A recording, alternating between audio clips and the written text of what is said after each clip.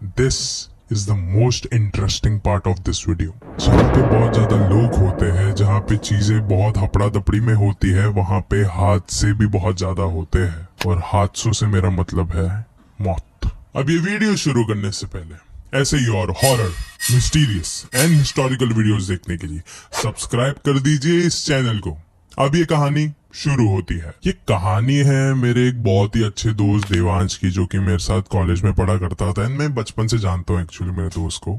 अभी रिसेंटली हम लोग एक गेट टुगेदर में मिले थे एंड तभी वाली कहानी मुझे पता चला। हम लोग गेट टुगेदर में गाइस हम लोग हॉरर स्टोरीज के बारे में बात कर रहे थे एंड हॉरर स्टोरीज के बारे में बात करते करते ऑफ कोर्स देवांश ने बोला कि मेरे पास भी एक हॉरर स्टोरी है एंड उसने अपनी कहानी सुनाई। जब उसने अपनी कहानी सुनाई ना, तो मुझे बहुत ही ज्यादा ऐसा लग रहा था कि एकदम बनावटी कहानी है ये। एकदम ऐसा लग रहा था कि ऐसा तो हो ही नहीं सकता।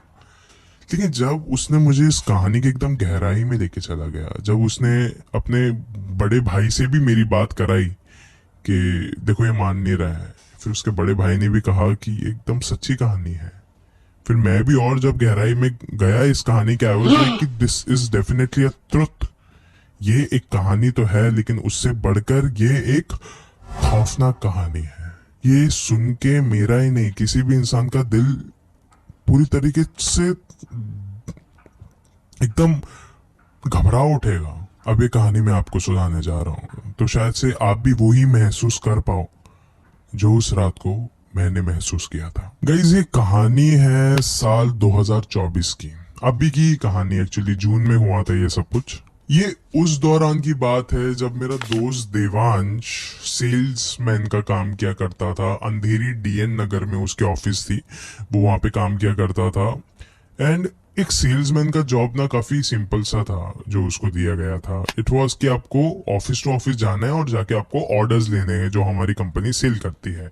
वैसा किया करता था। And guys the most interesting part was कि ये एक बहुत सिंपल सी नौकरी थी, 9 to 5 job. That's it. Guys अभी ये एक बार की बात है जब देवांश को एक ऑफिस में जाना था, क्योंकि एक बहुत ही बड़ा ऑर्डर मिलने वाला था। एंड उसके ऑफिस से उसको एकदम चेतावनी मिली थी कि इस ऑर्डर को लिए बिना तू कहीं पे भी नहीं जाएगा, तू घर नहीं जा सकता, कितने भी बजे रात के तेको रहना ही पड़ेगा वहां पे। फिर वो उसी ऑफिस में बैठा रहा and it was a call centre. बहुत ही ज्यादा लोग वहां पे बिजी रहते, कोई किसी की तरफ देखता भी नहीं है। एंड जिस दिन वो वहां पे गया था, बहुत ही ज्यादा बोर हो गया था वो, क्योंकि बहुत ज्यादा मीटिंग्स चल रही थी अंदर कैबिन में। एंड इसने बोला कि मुझे तो बस ऑर्डर कंफर्मेशन चाहिए, फिर भी इतना ज्यादा समय लग रहा है, इतना ज्यादा समय लग रहा है, मैं क्या करूं। उसने अपना फोन यूज करना चालू किया। फोन यूज करते करते करते करते करते उसने अपनी फोन की पूरी बैटरी भी डेड कर दी थी। वो बहुत बोर हो चुका था, लेकिन फाइनली उसको अंदर बुलाए एंड अंदर बुलाने के बाद उसको ऑर्डर कंफर्मेशन मिल गया। मिलने के बाद उसने टाइम के ऊपर देखा अपने वॉच के तरफ, तो ऑलमोस्ट 7 बज रहे थे। उसने बोला अभी तो मुझे जाना ही पड़ेगा यार।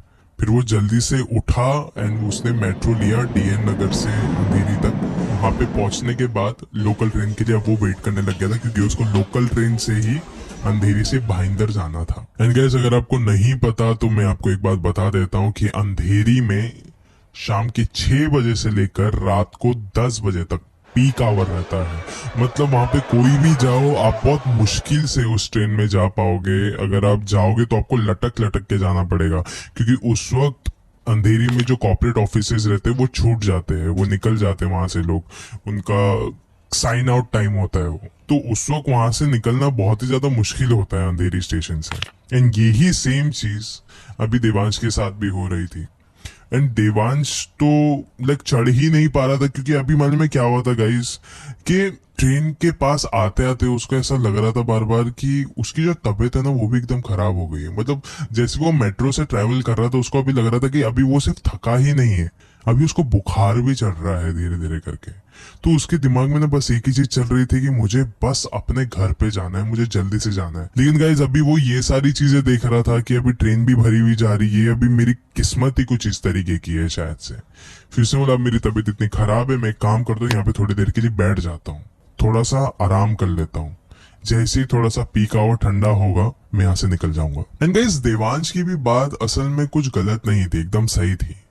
क्योंकि जो मुंबई लोकल ट्रेन होता है ना, वो कोई भी मजाक की चीज नहीं है। आप कोई भी लोकल ट्रेन देख लेना, लेकिन Mumbai local train is the most messier local train, क्योंकि यहाँ पे खड़े रह के जाना तो छोड़ो, आपको यहाँ पे 150 लोगों के बीच में एकदम दब के जाना पड़ता है। एकदम जो अगर क्लॉस्ट्रोफोबिक इंसान रहेगा उसका तो दम घुट जाएगा अंदर, क्योंकि गाइस वहां पे सिटिंग एरियाज बहुत कम होते हैं एंड स्टैंडिंग में ही जाना पड़ता है। यहाँ पे मतलब हर रोज 3-3.5 हजार लोग ट्रेवल करते हैं अंधेरी से, एंड ये चीज ऑफ कोर्स इंटरनेट पे भी लिखा हुआ है।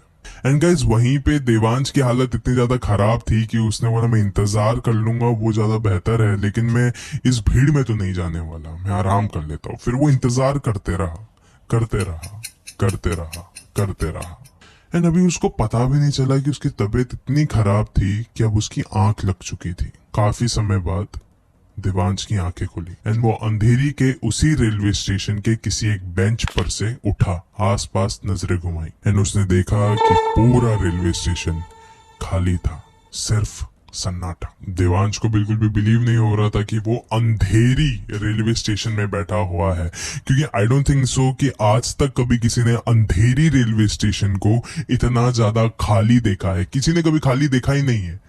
हमेशा लोगों का आना जाना वहां पे, चाहे सुबह में हो, शाम में हो, रात में हो, हमेशा वो भरा पड़ा रहता है। फिर उसने आसपास अपनी नजरें घुमाई देवांश ने, एंड उसने रेलवे स्टेशन पे लगी एक घड़ी की ओर देखा एंड उस पे लगा हुआ था 1:30 बजे। 1:30 बज रहे थे उस समय, आधी रात के। फिर उसको पता चला कि 1:30 बजे एक रेलवे स्टेशन पे होना, वो भी मुंबई रेलवे स्टेशन पे, वो सबसे ज्यादा खराब चीज हो सकती है गाइस, क्योंकि उस समय कोई इंसान कहीं पे जा ही नहीं सकता, क्योंकि 1:30 बजे आखिरी ट्रेन पहुंच जाती है Virar. It's the last train, और वो भी निकल चुकी थी वहां से, और पूरे स्टेशन पे सन्नाटा छाया हुआ था। एंड गाइस देवांश एक नॉर्मल सा सेल्समैन था, उसके पास इतने पैसे भी नहीं थे कि वो उबर या ओला कर सके ये सब चीजों के। एंड गाइस ऑफ कोर्स उसके फोन की भी बैटरी डेड हो चुकी थी, उसके पास कोई भी ऑप्शन नहीं बच रहा था। एंड देवांश ने सोचा कि अभी 1:30 बज ही गए हैं, अभी सिर्फ बस कुछ ही घंटे बाकी है एंड मैं थोड़ी देर के लिए रुक जाता हूँ। मतलब 4 बजे की ट्रेन होती है फर्स्ट इन मुंबई लोकल, सो मैं उसका वेट कर लेता हूँ। 4 बजे तक का उसको वेट करना था देवांश को। फिर उसने बोला चलो ठीक है, अब रात काफी हो गई है, मैं जाके एक बेंच पे जाके सो जाता हूँ। एंड गाइस फिर वो एक बेंच पे जाके फिलहाल के लिए बैठ गया।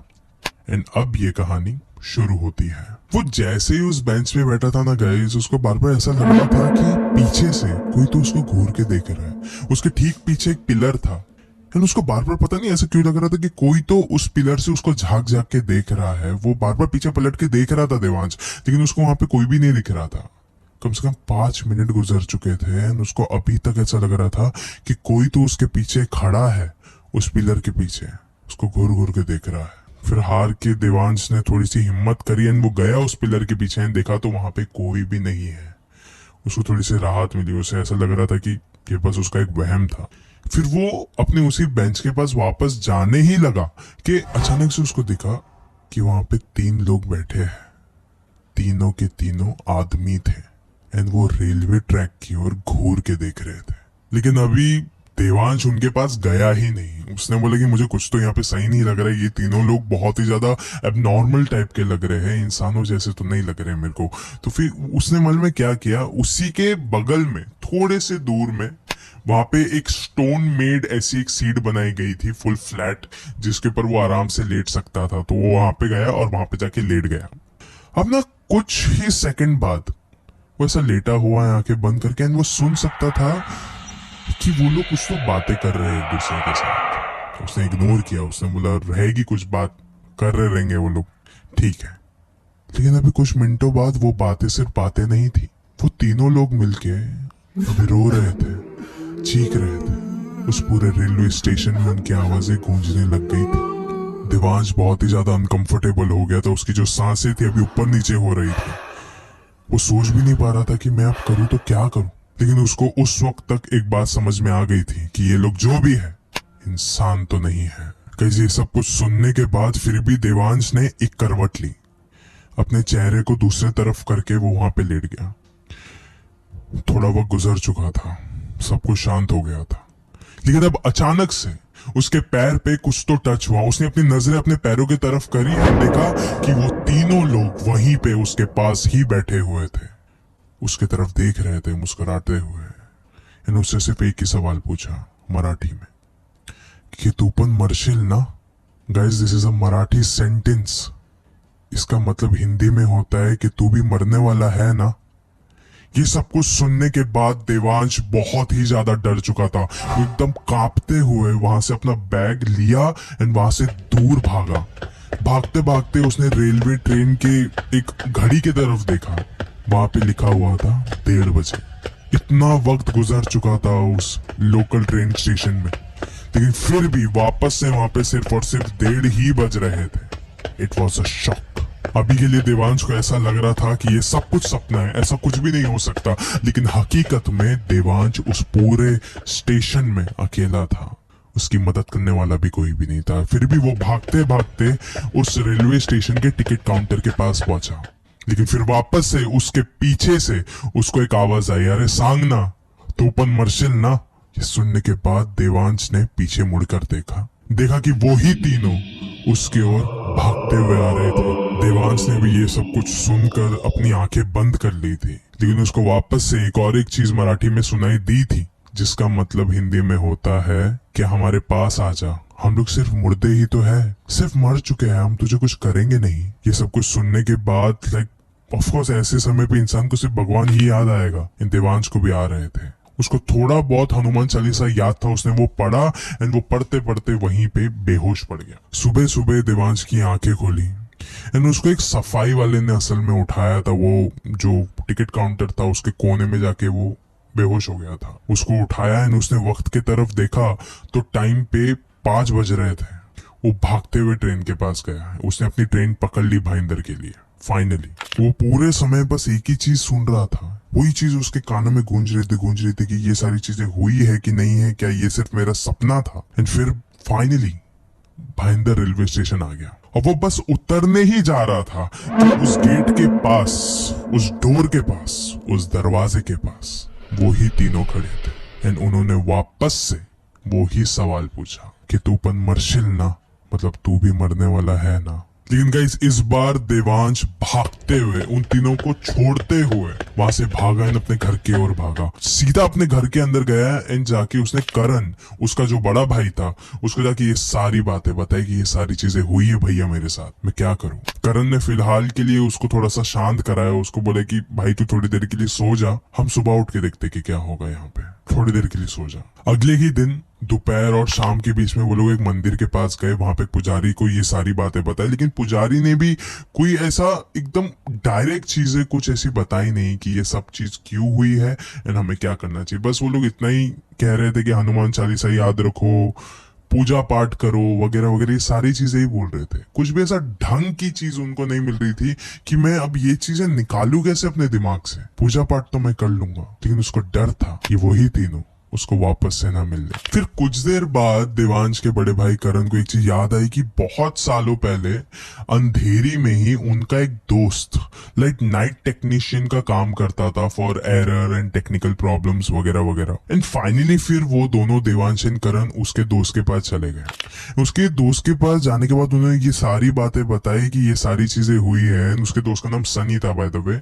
फिर सनी ने कहा कि हाँ तो ये हुआ मतलब क्या। फिर उन्होंने बोला अरे मैं पूरी तरीके से डर चुका हूँ, इसका मैं करूँ क्या और ये सब चीजें हुई क्यों है। फिर सनी ने कहा कि मुंबई लोकल में साल में 2000 से ज्यादा लोग मरते हैं। कभी गिर के मर जाते हैं, कभी तड़प तड़प के मर जाते हैं, कभी कोई करता है। And Mumbai local railway station में of course Andheri railway station का भी नाम आता है, जहाँ पे भी ऐसे हादसे बहुत ज्यादा हुए हैं। अगर कोई करके मरे तो भी उसको प्रेत आत्मा ही बनना है।